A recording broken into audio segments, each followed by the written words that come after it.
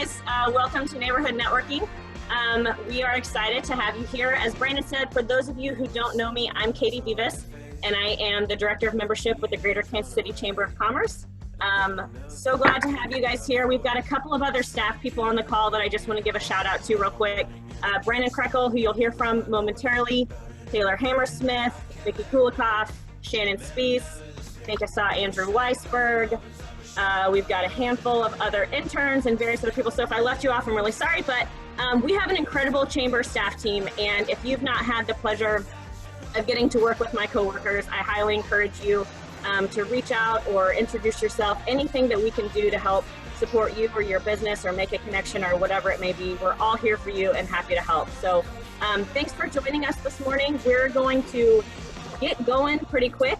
We have Andrew Dowis with us today. He is with Pro Athlete. We're going to hear from him shortly about all of the great things that Pro Athlete's doing in the community, how they've pivoted and shifted during COVID times and, you know, everything, all of that. So, hey, Brennan, if you wouldn't mind, as you're DJing, to kill the music. It's a great party vibe. I love it, but I don't want to steal any of Andrew's thunder as he starts talking and going over what's going on. So, Brandon, take it and explain to everybody what we're going to do, how to play around with neighborhood networking. Well, I was going to do we could do karaoke maybe, but I guess we'll put that on hold and do it next time. Maybe not. Yeah, good to see you guys. I'm Brandon Krekel, member engagement specialist at the KC Chamber. Just really quickly, how the morning's going to go. We're going to get to know Andrew Dowis here really quick. CEO at Pro Athlete's been there for a little while. And then after that, we're going to get into some networking, I guess. So we'll prompt you guys with some questions, and then we'll split you off into random breakout rooms, and that'll be kind of the second half of today. But first, let's just jump right in since we were a little late, since unfortunately I sent the wrong link yesterday, but we're happy that you guys can join us. And Andrew, to start off, do you mind just giving everyone a little bit of background of yourself, where you're from, how you got involved with Pro Athlete? Sure. Yeah, thanks everybody for tuning in today. Really appreciate everything the Chamber's doing during this time. It's been really great to stay connected through the Chamber. My name is Andrew Dowis. I'm the current CEO of Pro Athlete, and I've been here about 10 years.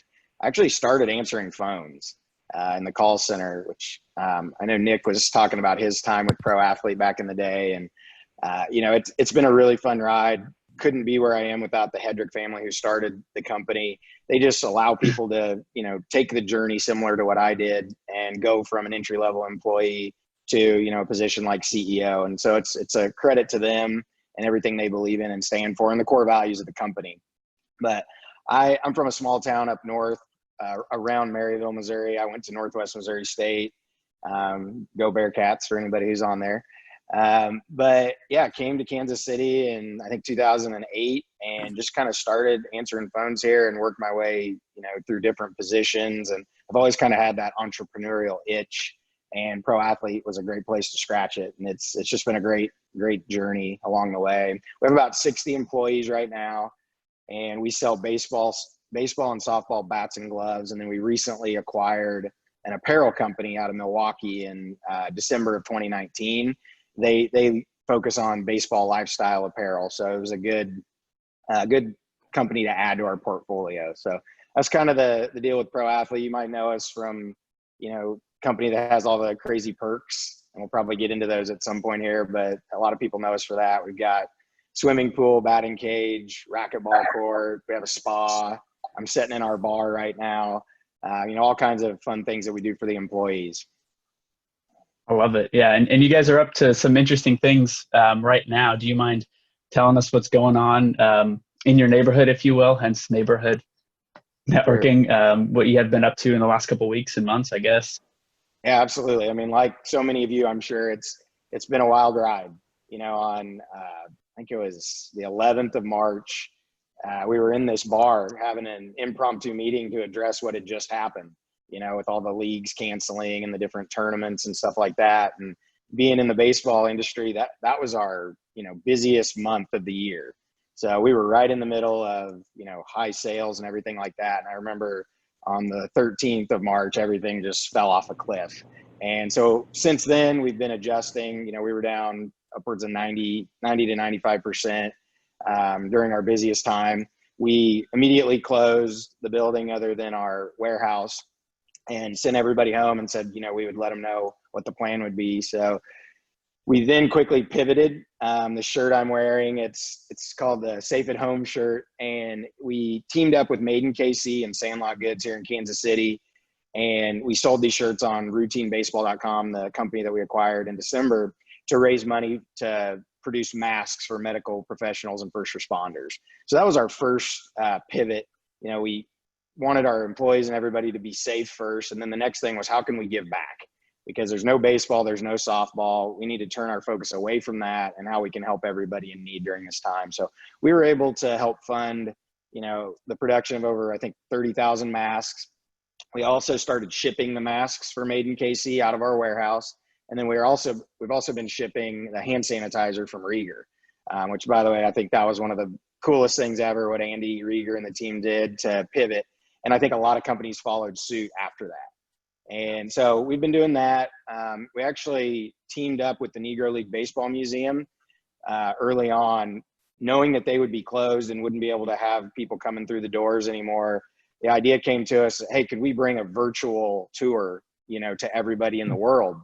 And so we went to work on that. We teamed up with Dimensional Innovations, and we're excited to roll that out, sometime here in the near future. And so those are a few of the things we've done. But probably the thing I'm most proud of, we did get some support through the PPP and a few other things. So that was, really crucial, being down 95%. And we were able to retain all of our staff, up to this point through help with the PPP loan. And this week's the end of that for us. But the thing I'm most proud of is what we just decided. We were going to have to furlough, 5 or 6 employees out of the 60 because we made the decision to be closed the rest of the year except for our warehouse. So there were 5 or 6 employees that couldn't work from home. And we were going to have to furlough them, but we ended up rethinking it because it just didn't feel like the pro athlete way the more we thought about it. And really excited to say that we're keeping those employees. We offered them a reduced pay to not help with sales or anything for our company, but to go out and help in the community. So basically we're going to be paying them to do things like, provide meals to those in need, hygiene kits, different things like these packs for people that are protesting, bottles of water and sunscreen and granola bars and things like that. These are all ideas that we've kind of come up with, but the key is we're not paying them to help the business sell more bats and gloves. We're paying them to help Kansas City and people in need. So that's probably, of all the things, the thing that I'm most proud of. And I also understand, some companies have it a lot worse than we do. And, we feel for everybody. And, it's definitely a tough time, but that's kind of the plan we've rolled out for now. And we haven't done it perfectly by any means, but, it feels good to be in the spot we are. And we're seeing some progress with baseball and softball tournaments starting to play. Yeah, absolutely. And I love your involvement with all just one, I hear all these chamber members you keep mentioning, Dimensional Innovations, Rieger, all of them. So we always love seeing that. But Katie, I think you've got the next question if you want. Yeah, that is awesome stuff that you guys are doing, Andrew. So as you guys have had to shift and work from home and, live the quarantine life that the rest of us have been living, just talk to us about a few things that you've done to kind of just stay sane and, not lose your mind while having to remain at home during all of this. Yeah, it's been tough, I think for everybody. Trying to get in a routine, I think, has been really key for me and all of our staff. I told them, keep the meetings that you had before, just do them virtually, which I think is something everybody's doing.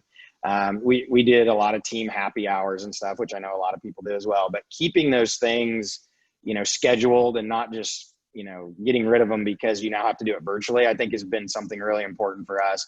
We're big into health and wellness here. And so we started out immediately with a 4-week wellness challenge. That really helped a lot of people. We're very competitive here as well. So, it kind of helped in that regard. But we've done a lot of walking meetings with people. So I think the first or second week into it, I threw out an anonymous form. Any employee could send any question they wanted, and I would answer it for them as long as they were out doing some physical activity while I was answering it. And so I would walk around and answer questions from employees who were terrified, of what was going on. And I think that was a big help. We gave masks to all the employees. One day it was raining. They all came up to the building and just drove through, and we handed them masks, protein balls from our chef. That's probably the thing people miss the most. Me too. The food. And so a couple of things like that to remind everybody that, we may be distant, but we're still a team. The culture still remains the same. And I've kind of challenged everybody to make our culture better than it was before. Why not? I think so many of us get in the mindset of just trying to survive. I think the awesome companies like Rieger and so many others, they're trying to thrive in times like this. And I think it's sometimes hard to do, because everybody's situation is different. But I think we early on got in that mindset of, hey, we can pout about this all day long, but it's not going to change anything. So kind of got away from your original question, but those are a few of the things we've been doing during this time. No, that's great. I love the emphasis that you're placing on, the wellness component and the mental stability for your staff team. I think that's fantastic. So that's really great to hear. Great ideas that I think the rest of us can take back to our workplaces of just some different things to try as we continue to work through this weird new normal that we're in. Sure. So that's great. That's awesome. Yeah, thank you. And one of the things that we did as well, we have a on-site therapist that we started, I think early this year.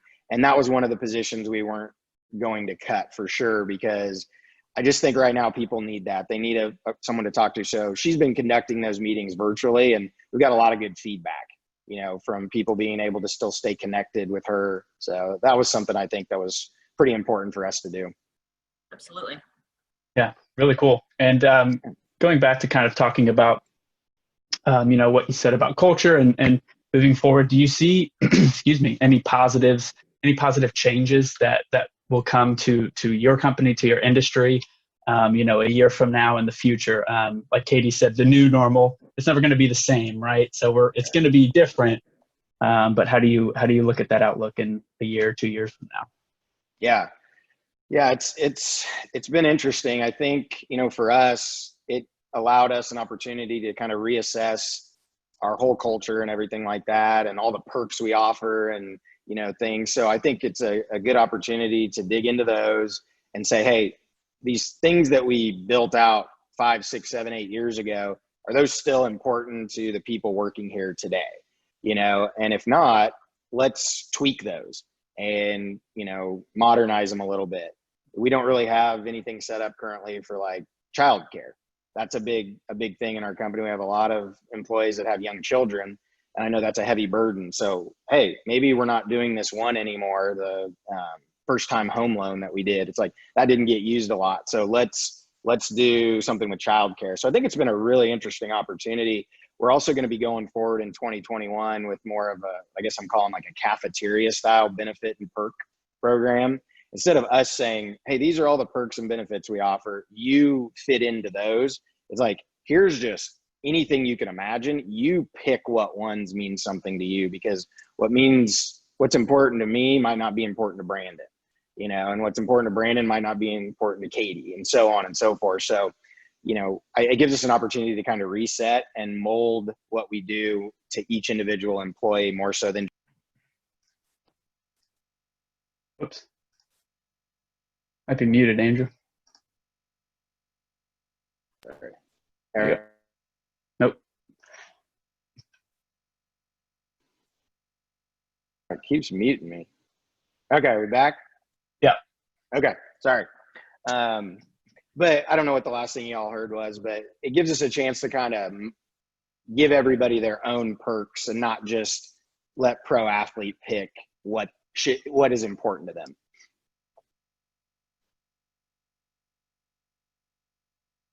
That's great. So as you guys are going through and deciding, what the perks are, what you're offering to your staff teams, is that conversation that you have with your associates of what they're looking for, how it's going to be best benefit to them, and just getting their feedback, or what does that look like for you guys? Yeah, absolutely. So we sent a survey out early on, and when we were looking at having to maybe cut some of these things back during COVID, and we said, hey, what are the most important ones for you all? So that was the first step. And then our HR team is working on a framework for it right now. But yes, we want to know what is important, because it's not fair for me to try to guess what's important to everybody else. So yeah, they'll have a big hand in building that out. Cool. So before we kind of open it up for questions from the entire group, one more question that we always like to know is, have you experienced any embarrassing situations via Zoom and the new technology that we've all had to shift to? Yeah, there's probably been a lot, but one that I can think of, I was on a video call similar to this, and it was with Courtney Bradley of Trilogy, and it was me and two other people talking about culture and stuff like that at the beginning. And I was in a room where there's like a motion light, and it was like in this library, and in the middle of it, the light just went out. So I'm like waving up to get the lights going, but for a minute, I knocked the lights out. So it was pretty great. It's good that it happened with Courtney too, because I mean, she's she'll laugh it off just like she rolled with it. Yeah, Yep. Yeah, I love it. And for those of you on the call, if you do have any questions, feel free to drop it in the chat function, or unmute yourself and ask away. But I'll ask you one more question, and then we'll get into Q&A if we have anything pop up. Working from home with restaurants only doing takeout. Do you have a favorite Kansas City local restaurant that you utilize the most? Yeah, we go out and eat a lot, but my favorite and the one I was craving most when I came back was Port Fonda. So we lined up when they decided to do curbside, and we were ready to go. They don't do tequila shots out the takeout door, do they? They did sell margaritas to go, so I was really pumped about that. They should. I'll throw that in there as a suggestion. To go to shots sounds like a pretty good idea. It's dangerous for sure. But, well, we can open it up to the floor if anyone has any questions. Chamber member or chamber staff, chamber members, of course. If not, we can jump into some networking. Sure. I don't have a question, but we've used bought a bat for my son through you guys, and I just want to say it was a great experience. I mean, for those of you that have children or friends or whatever that are in this sport, the expertise, the service, it was awesome. I actually bought the bat and got it all figured out as I drove to the airport for like a business trip out of town, and I can't remember who helped me, but it was just awesome. So compliments to you guys, because I think building the culture, but then also the customer facing piece, they seem to be totally connected. So I think you guys are doing something great over there, but not a question, just a compliment. Thank you. Appreciate that. Thanks for being a customer. I have a question. Do you have any other busy season like Christmas in addition to March? And then along those lines, how are you reconfiguring your budget for the next year, knowing that the uncertainty of sports? Sure. Yeah. So basically right after the Super Bowl starts our busy season. So people stop thinking about football and start thinking about baseball typically. And that runs through about Memorial Weekend. And then there's also a really big push Black Friday, up until a few days before Christmas. So those are kind of our two big busy seasons. And you can learn a lot about what's going to happen in the upcoming year for how people are buying during Christmas. So we're hoping, things bounce back by then and the buying cycles are kind of more normalized, but I have a feeling things are going to be off a little bit for, 18 months or so. But and as far as the budget, yeah, it's weird. We're one of those companies that probably annoy financial people because we don't have really like strong budget practices.